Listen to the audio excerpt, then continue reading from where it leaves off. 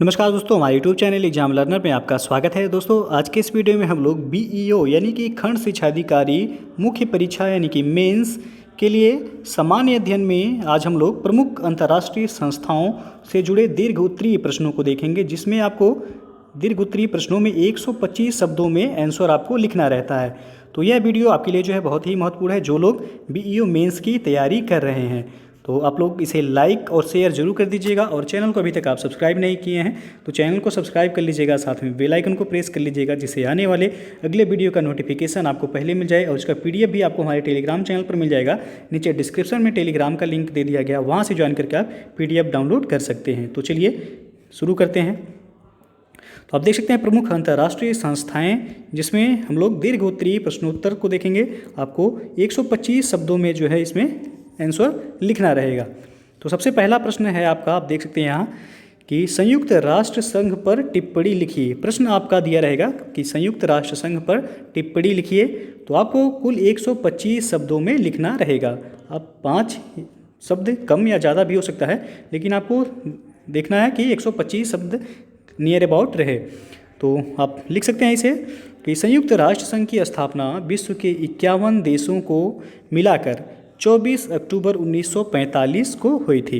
तो ये तो पहला फैक्ट हो गया कि संयुक्त राष्ट्र संघ की स्थापना कब हुई थी। तो 24 अक्टूबर 1945 को हुई थी, जिसमें कुल 51 देश पहले जो है इसमें शामिल हुए थे। इसलिए प्रतिवर्ष 24 अक्टूबर को ही विश्व भर में संयुक्त राष्ट्र दिवस के रूप में मनाया जाता है। 24 अक्टूबर को स्थापना हुई थी, इसीलिए प्रतिवर्ष 24 अक्टूबर को विश्व भर में संयुक्त राष्ट्र दिवस के रूप में मनाया जाता है। और अमेरिका के तत्कालीन राष्ट्रपति फ्रैंकलिन डी रूजवेल्ट के द्वारा इस वैश्विक संगठन को संयुक्त राष्ट्र यानी कि यूनाइटेड नेशंस नाम दिया गया था। किसके द्वारा? तो अमेरिका के तत्कालीन राष्ट्रपति फ्रैंकलिन डी रूजवेल्ट के द्वारा इस वैश्विक संगठन को संयुक्त राष्ट्र यानी कि यूनाइटेड नेशंस नाम दिया गया था। उसके बाद आप जो आगे लिखेंगे कि वर्तमान में संयुक्त राष्ट्र संघ के सदस्य देशों की संख्या 193 है, और दक्षिणी सूडान संयुक्त राष्ट्र संघ का 193वां सदस्य देश है। उसके बाद है संयुक्त राष्ट्र संघ का मुख्यालय न्यूयॉर्क शहर के मैनहट्टन द्वीप पर स्थित है। और संयुक्त राष्ट्र संघ की कार्यकारी भाषाएं जो हैं फ्रेंच, अंग्रेजी, अरबी, चीनी, रसियन और स्पेनिश है। तो ये फैक्ट आपको याद रखना है कि संयुक्त राष्ट्र संघ की कार्यकारी भाषाएं जो हैं, यानी कि कौन कौन सी भाषा में संयुक्त राष्ट्र में कार्य किया जाता है। तो फ्रेंच में, अंग्रेजी, अरबी, चीनी, रसियन और स्पेनिश भाषा में कार्य किया जाता है। उसके बाद है संयुक्त राष्ट्र संघ का ध्वज हल्के नीले रंग का है, जिस पर श्वेत रंग से संयुक्त राष्ट्र संघ का प्रतीक अंकित है। और संयुक्त राष्ट्र संघ के प्रतीक के ऊपर की तरफ खुली हुई 2 वक्राकार जैतून की शाखाएं और उनके बीच विश्व मानचित्र अंकित है। संयुक्त राष्ट्र संघ के बजट का अनुमोदन महासभा करती है, जिसका उल्लेख संयुक्त राष्ट्र घोषणा पत्र यानी कि चार्टर के अनुच्छेद 17 में किया गया है। तो ये फैक्ट जो है आपको याद रखना है कि उल्लेख किस में है। तो संयुक्त राष्ट्र घोषणा पत्र के अनुच्छेद 17 में इसका उल्लेख है। उसके बाद है आपका संयुक्त राष्ट्र संघ के नियमित बजट का अनुमोदन प्रत्येक दूसरे वर्ष होता है।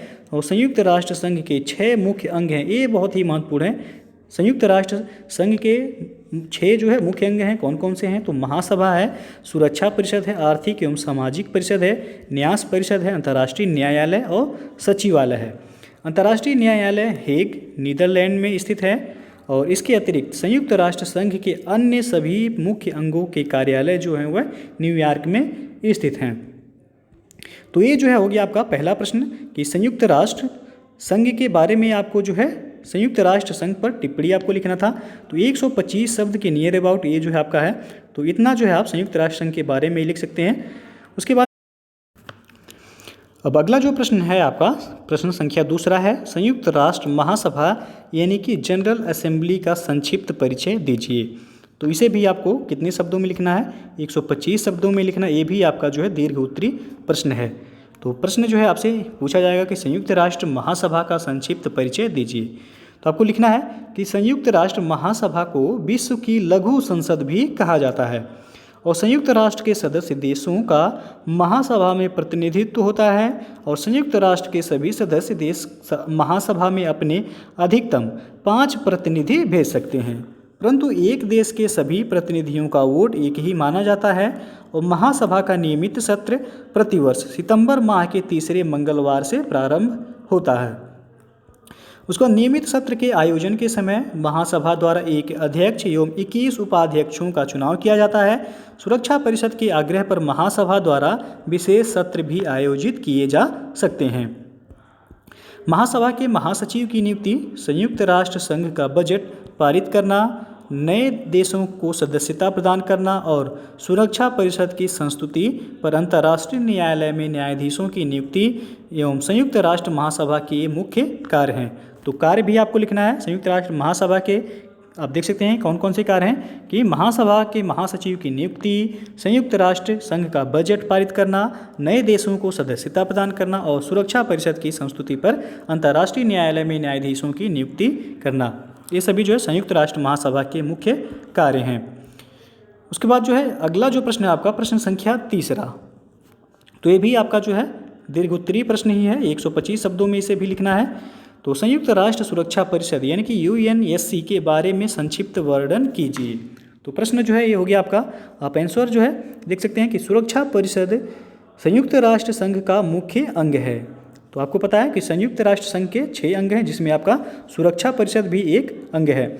सुरक्षा परिषद का मुख्य कार्य है अंतर्राष्ट्रीय शांति और सुरक्षा को बनाए रखना है और सुरक्षा परिषद में 5 अस्थायी और 10 अस्थायी सदस्य अर्थात कुल 15 सदस्य होते हैं और सुरक्षा परिषद में किसी विषय पर निर्णय लेने के लिए 15 में से 9 सदस्य देशों का समर्थन प्राप्त होना चाहिए। यदि संयुक्त यानी सुरक्षा परिषद को किसी भी विषय पर निर्णय लेना है तो 15 सदस्यों में से 9 सदस्यों का समर्थन जो है प्राप्त होना चाहिए। उसके बाद है आपका किसी विषय पर सुरक्षा परिषद के अस्थायी सदस्यों की असहमति को निषेधाधिकार यानी कि वीटो पावर कहा जाता है और यदि कोई अस्थायी सदस्य देश किसी विषय पर सहमत नहीं है तो वह निषेधाधिकार का प्रयोग कर सकता है और इस स्थिति में वह प्रस्ताव स्वीकार नहीं होगा। अमेरिका, ब्रिटेन, चीन, फ्रांस, रूस ये सभी जो है सुरक्षा परिषद के अस्थायी सदस्य हैं। नाम याद रखना है आपको, अमेरिका, ब्रिटेन, चीन, रूस और फ्रांस ये सभी सुरक्षा परिषद के अस्थायी सदस्य देश हैं और महासभा अपने 2/3 बहुमत से सुरक्षा परिषद के 10 अस्थायी सदस्यों का चुनाव करती है जिसमें से 5-5 सदस्य प्रतिवर्ष 2 वर्षीय कार्यकाल हेतु चुने जाते हैं। तो ये जो है हो गया आपका कि संयुक्त राष्ट्र सुरक्षा परिषद के बारे में संक्षिप्त टिप्पणी। याद रखना है आपको, ज़्यादा जो है शब्दों में नहीं लिखना है। 125 शब्द जितना दिया रहे उसे उतने ही शब्दों में जो है आप लिख सकते हैं। 5 शब्द आपका कम या ज़्यादा भी हो सकता है, उससे ज़्यादा नहीं। अगला जो प्रश्न है वो आपका अंतर्राष्ट्रीय न्यायालय। तो ये भी जो है आपका दीर्घोत्तरीय ही है। अंतर्राष्ट्रीय न्यायालय यानी कि इंटरनेशनल कोर्ट ऑफ जस्टिस से आप क्या समझते हैं? इसमें अब तक नियुक्त भारतीय न्यायाधीशों का विवरण दीजिए। तो इसे भी जो है आपको कितना शब्दों में लिखना है? 125 शब्द में ही लिखना है। तो अंतर्राष्ट्रीय न्यायालय आप देख सकते हैं कि इसकी स्थापना वर्ष 1945 में की गई थी और यह संयुक्त राष्ट्र संघ का प्रधान न्यायिक अंग है। इसका मुख्यालय हेग नीदरलैंड में है और अंतर्राष्ट्रीय न्यायालय में न्यायाधीशों की संख्या 15 है, परंतु किसी भी सदस्य देश में से एक से अधिक न्यायाधीश नहीं होते हैं। न्यायाधीशों की नियुक्ति 9 वर्ष के लिए होती है और प्रत्येक 3 वर्ष पश्चात 5 न्यायाधीश अवकाश ग्रहण करते हैं। तो अंतर्राष्ट्रीय न्यायालय में न्यायाधीशों की संख्या कुल कितनी होती है? 15 होती है, लिखना आपको, परंतु किसी भी सदस्य देश से एक से अधिक न्यायाधीश नहीं होते हैं। न्यायाधीशों की नियुक्ति कितने वर्षों के लिए होती है? तो 9 वर्ष के लिए होती है और प्रत्येक 3 वर्ष पश्चात 5 न्यायाधीश अवकाश ग्रहण करते हैं। उसके बाद अंतर्राष्ट्रीय न्यायालय की न्यायाधीश अपने में से किसी एक को अध्यक्ष और एक को उपाध्यक्ष के पद पर 3 वर्ष के लिए चुनते हैं और अंतर्राष्ट्रीय न्यायालय में कार्यवाही संचालन के लिए न्यायाधीशों की न्यूनतम कोरम संख्या जो है वह 9 है। अब अंतर्राष्ट्रीय न्यायालय में भारतीय न्यायाधीश कौन कौन से रह चुके हैं? तो सबसे पहले जो थे अंतर्राष्ट्रीय न्यायालय में भारत के न्यायाधीश हुए थे बेनेगल नरसिंह राव। ये 1952 से लेकर 1953 तक रहे अंतर्राष्ट्रीय न्यायालय के न्यायाधीश। उसके बाद नागेंद्र सिंह बने 1973 से लेकर 1988 तक रहे हैं। फिर जो है रघुनंदन स्वरूप पाठक, ये 1989 से 1991 तक अंतर्राष्ट्रीय न्यायालय में न्यायाधीश रहे। उसके बाद जो है दलवीर भंडारी, ये 2012 से लेके अब तक अंतर्राष्ट्रीय न्यायालय के न्यायाधीश हैं। तो ये जो है भारत के हुए कि भारत के न्यायाधीश जो अंतर्राष्ट्रीय न्यायालय में न्यायाधीश रह चुके हैं। तो दोस्तों जो है ये था आपका अंतर्राष्ट्रीय संस्थाओं से जुड़े कुछ महत्वपूर्ण प्रश्न जो कि आपका बीईओ मेंस परीक्षा के लिए जो है महत्वपूर्ण है। बीईओ मेंस आपका दिसंबर में प्रस्तावित है, तो जो लोग भी जो है मेंस की तैयारी कर रहे हैं उनके लिए वीडियो महत्वपूर्ण है। इसके बाद जो हम लघुत्तरीय प्रश्नों को फिर जो है अगले वीडियो में लेकर के आएंगे अंतर्राष्ट्रीय न्यायालय से ही संबंधित। तो तब तक आप इसे जो है आप तैयार कर सकते हैं और इसका पीडीएफ आपको हमारे टेलीग्राम चैनल पर मिल जाएगा। नीचे डिस्क्रिप्शन में टेलीग्राम का लिंक भी दे दिया गया है, वहाँ से ज्वाइन करके आप पीडीएफ डाउनलोड कर सकते हैं, या फिर आप टेलीग्राम पे जाके सर्च कीजिएगा एग्जाम लर्नर EXAMLEARNER, वहाँ से भी आप जो है वहाँ से टेलीग्राम ज्वाइन करके आप पीडीएफ डाउनलोड कर सकते हैं। तो दोस्तों वीडियो पसंद आया हो तो लाइक शेयर जरूर कर दीजिएगा। वीडियो को पूरा देखने के लिए बहुत बहुत धन्यवाद। और दोस्तों जो है अनअकैडमी पर यूपीपीएससी 2021 के लिए इंग्लिश मीडियम के छात्रों के लिए भी फाउंडेशन कोर्स ये आपका 24 अक्टूबर से स्टार्ट हो रहा है, जिसमें आपको यूपीपीएससी के टॉप एजुकेटर्स द्वारा पढ़ाया जाएगा। और आपको बता दें कि सभी क्लासेस केवल वीकेंड्स पर कंडक्ट होंगी, यानी कि आपका सैटरडे और संडे को डेली जो है 6 आवर्स की क्लास होगी। इसमें आपको मेंस और इंटरव्यू की भी क्लास दिया जाएगा। इस कोर्स का फीस जो रखा गया है आपका 8400 रुपये रखा गया है, लेकिन ये आप यदि हमारा रेफरल कोड यूज करते हैं एग्जाम लर्नर EXAMLEARNER, तो आपको जो है 10% का डिस्काउंट के साथ 7560 रुपये जो है केवल पे करना होगा। तो इसका जो है लिंक डिस्क्रिप्शन में दे दिया गया है, वहाँ से भी जो है आप चेक कर सकते हैं। तो जो लोग भी जो है इंग्लिश मीडियम के छात्र हैं वो यूपीपीएससी 2021 की तैयारी करना चाहते हैं, आपको बता दें ये जो है बैच आपका 24 अक्टूबर से स्टार्ट हो रहा है, आप ज्वाइन कर सकते हैं।